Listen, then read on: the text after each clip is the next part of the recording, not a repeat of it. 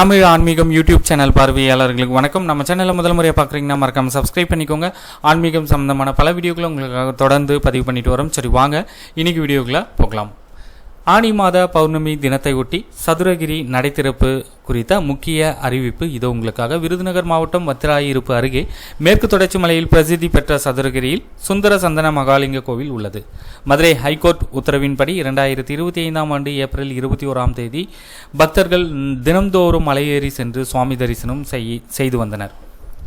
இந்த நிலையில் சதுரகிரிக்கு நாள்தோறும் பக்தர்களை அனுமதிப்பது தொடர்பாக மதுரை ஹைகோர்ட்டில் சமீபத்தில் வழக்கு தொடரப்பட்டது. இதனை விசாரித்த ஹைகோர்ட் நீதிபதிகள் முந்தைய நடைமுறைப்படி மாதத்தில் அமாவாசை பௌர்ணமி முன்னிட்டு தலா 4 நாட்கள் மட்டும் அனுமதி வழங்கப்படும் என்று உத்தரவு பிறப்பிக்கப்பட்டது. அதனைத் தொடர்ந்து வனத்துறையும் அமாவாசை பௌர்ணமி நாட்களை தவிர மற்ற நாட்களில் வர வேண்டாம் என்று அறிவுறுத்தியுள்ளது.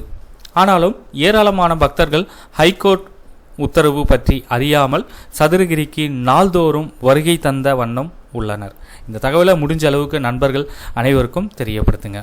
இந்த சூழ்நிலையில் ஆனி மாத பௌர்ணமி தினத்தை முன்னிட்டு 27/6/2026 சனிக்கிழமை முதல் 30/6/2026 செவ்வாய்க்கிழமை வரை பக்தர்கள் சுவாமி தரிசனம் செய்ய அனுமதிக்கப்படுவார்கள் என்று வனத்துறை தற்போது அறிவித்துள்ளது.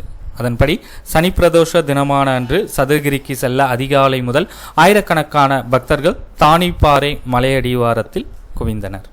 இந்த தகவலை உங்களுடைய நண்பர்கள் அனைவருக்கும் தெரியப்படுத்துங்க. நன்றி, வணக்கம்.